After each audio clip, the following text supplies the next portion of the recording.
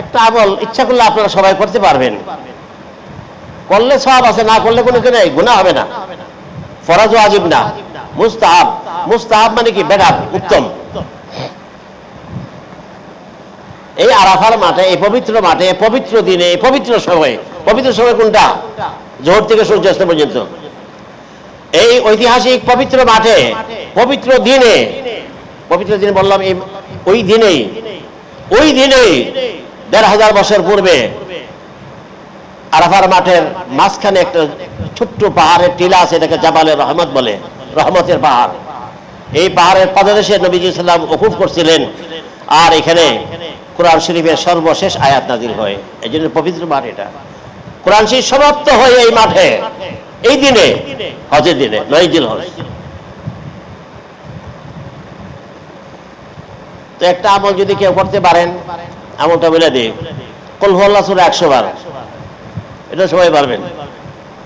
তসবিহ থাকবে না ১০০ দানার, ১০০ বার কুল হুয়াল্লাহ বললেন, এটা সবাই পারবেন। ২ নম্বর ৩ তসবিহ আর কি, একটা তসবিহ গেল কুল হুয়াল্লাহু সূরা, আরেকটা তসবিহ লা ইলাহা ইল্লাল্লাহ ওয়াহদাহু লা শারীকা লাহু লাহুল মুলকু ওয়া লাহুল হামদু ওয়া হুয়া আলা কুল্লি শাইইন কাদির ১০০ বার। এটা তো পারেন, হ্যাঁ? কয়শো বার হইল? ২০০। আর একটা এটাও পারবেন, সামান্য একটু জোড়া দিতে হবে। দুরূদ ইব্রাহিমী, যেটা আমরা নামাজের শেষে পড়ি, ২টা পাঠ, ওইখানে ১০০ বার, ২টা পাঠ মিলে একবার। বাকি আরাফার মাঠে ওই দিন দুরূদ ইব্রাহিমী পড়লে ২ পাঠের শেষে দিয়ে ২টা শব্দ যোগ করতে হবে, যেটা আমরা এখন করি না। আমি পড়ি, আপনারা শুনেন। আল্লাহুম্মা সাল্লি আলা মুহাম্মাদিন ওয়া আলা আলি মুহাম্মাদ কামা সাল্লাইতা আলা ইব্রাহিম ওয়া আলা আলি ইব্রাহিম ইন্নাকা হামিদুম মাজিদ ওয়া আলাইনা মাহুম। শেষে ওয়া আলাইনা একটা শব্দ, আর মাহুম এই ২টা শব্দ যোগ করতে হবে। আল্লাহুম্মা বারিক আলা মুহাম্মাদ ওয়া আলা আলি মুহাম্মাদ কামা বারাকতা আলা ইব্রাহিম ওয়া আলা আলি ইব্রাহিম ইন্নাকা হামিদুম মাজিদ ওয়া আলাইনা মাহুম। একবার হইলো, কিন্তু এইভাবে ১০০ বার। আচ্ছা, ওয়া আলাইনা মাহুম যোগ করার তাৎপর্যটা একটু বলি, তাহলে বুঝে আসবে। এটা বুঝতে হলে দুরূদ ইব্রাহিমের মর্মার্থটা বুঝতে হবে।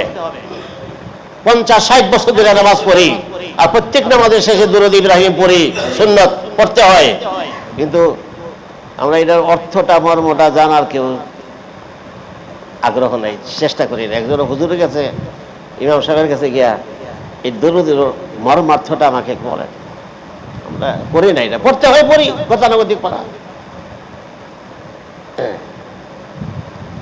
এখন ওয়া আলাইনা মাহুম এটা শেষে যোগ করলে যে কি হয়, এটা বুঝতে হইলে পুরা দুরূদ শরীফের মর্মার্থটা জানতে হবে। পুরা দুরূদ শরীফের মর্মার্থটা হইল এই, আল্লাহুম্মা, হে আল্লাহ, আল্লাহকে বলতেছেন, হে আল্লাহ, সাল্লি আলা মুহাম্মদ, হযরত মুহাম্মদ সাল্লাল্লাহু আলাইহি সাল্লামের উপর সদা সর্বদা আপনার রহমত নাযিল করুন, কন্টিনিউয়াস মানে করতে থাকুন। ওয়া আলা আলি মুহাম্মদ, এবং হযরত মুহাম্মদ সাল্লাল্লাহু আলাইহি সাল্লামের পবিত্র পরিবার বর্গের উপর রহমত নাযিল করুন। কামা সাল্লাইতা আলা ইব্রাহিমা, যেমন রহমত নাযিল করেছিলেন ইব্রাহিম আলাইহিস সালামের উপর, ওয়া আলা আলি ইব্রাহিমা, আর ইব্রাহিম আলাইহিস সালামের বংশধরগণের উপর। ইন্নাকা হামিদুম মাজিদ, হে আল্লাহ, নিঃসন্দেহে আপনি প্রশংসিত, আপনি প্রশংসিত, মাজিদ, সর্বোচ্চ সম্মান ও মর্যাদার অধিকারী আপনি। আচ্ছা, তাহলে শেষ দেবো আলাইনা মাহুম অর্থ কি? তাদের সাথে আমাদের উপরে, ও তাদের সাথে মানে মুহাম্মদ সাল্লাল্লাহু আলাইহি ওয়াসাল্লামের উপর তো পরিপূর্ণ রহমত নাযিল করতে বলছি, তার বংশধরের উপর করছি, ইব্রাহিম আলাইহিস সালামের উপর, ইব্রাহিম সাল্লাল্লাহু বংশধরের উপর, তাদের উপরে তো আমরা বলি আর না বলি আপনি তো রহমত নাযিল করবেনই। আজকে আরাফার মাত্র আলাদা আলাদা অংশ জায়গা আছে ভাগ করা মহিলাদের জন্য, সেখানে ঢুকে পড়েন। সেখানে ঢুকে আপনারা তাহাজ্জুদের নামাজ পড়েন। আর যদি জিন্দেগিতে উপরি কাজা থাকে, মানে ফরজ নামাজ পড়েন নাই, বিবাহের প্রাপ্ত বয়স্ক হওয়ার পরে থেকে অনেক নামাজ ছুটে গেছে, বিয়ার আগে বা পরে, এবং যদি জমা থাকে ফরজ নামাজ এগুলি আদায় করেন, তাহাজ্জুদ বলেন না। তাহাজ্জুদ হলো সুন্নত, আর অতীতের ফরজ নামাজগুলো এটা ফরজ। কাজে যেটা বেশি গুরুত্বপূর্ণ এটা আদায় করেন। হ্যাঁ, যাদের জিন্দেগিতে প্রাপ্ত বয়স্ক হওয়ার পর থেকে, বালেগা হওয়ার পর থেকে কোনোদিন একাত্তর নামাজ কাজা হয় না, এটা তাহাজ্জুদ পড়বে। আশা করি আপনারা বুঝতেছেন, মহিলারা তাহাজ্জুদ পড়তেছেন বা উমরি কাজা আদায় করতেছেন। এরপরে আযান দেবে ফজরের, ওখানে জমাত সাথে নামাজ পড়েন, ফজরের নামাজ। ফজরের নামাজ মহিলাদের করতে বলতেছি, আপনাদেরকে না। ফজরের নামাজ জামাতের সাথে আদায় করেন, এক ওয়াক্ত নামাজ আদায় করে আল্লাহর বুদ্ধি করে এমন জায়গায় বসে যেখান থেকে কাবারটা দেখা যায়, প্রাণ ভরে আল্লাহর ঘরটার দিকে দেখান। আল্লাহর ঘরের দিকে শুধু তাকাইলেই প্রতি মুহূর্তে 20টা করে রহমত, শুধু তাকাইলেই। আর তাওয়াফ যারা করে তারা 60টা রহমত পায়।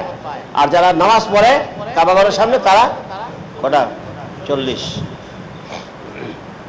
যারা তাওয়াফ করতেছে, তাওয়াফ করতে সময় লাগে, প্রতিটি মুহূর্তে তার আখিরাতের অ্যাকাউন্টে 60টা করে খাস রহমত যোগ হইতেছে। তাওয়াফের এত বড় ফজিলত। শাইখুল হাদিস হযরত জাকারিয়া রাহমাতুল্লাহ আলাইহি ফাজাইলের আমলের মধ্যে আছে, হজের বয়ানের মধ্যে, যে উনি ওই হাদিসটা আনছেন, যারা তাওয়াফ করে প্রতিটি কদমে, হাঁটতেছি না, প্রতিটি কদমে 10টা নেকি, 10টা গুনাহ মাফ যেটি করছিল, আবার 10টা মর্তবা বুলন্দ করে দেন প্রত্যেকটা কদম উঠাবার সাথে পড়ার সাথে। এত বড় ফজিলত তাওয়াফের। এই জন্য মহিলাদেরকে বললাম রাত্রে বেশি বেশি নফল তাওয়াফ করেন। ফজর নামাজ পড়ে কি করবেন? বেরিবেন না। আমরা পুরুষরা যাদের প্রয়োজনে ফজরের সাথে সাথে বের হয়ে মসজিদ থেকে, আমরা আধা ঘন্টা 40 মিনিট লাগে, এই ধাক্কা ধাক্কি চিপা, আপনারা বেরিবেন না। 1 ঘন্টা পরে তারপরে বেরিবেন, একটু হালকা হয়। 1 ঘন্টা পরে বাসায় যাবেন, বাসায় গিয়ে নাস্তা করে মুখস্থ ঘুমান জোহর পর্যন্ত।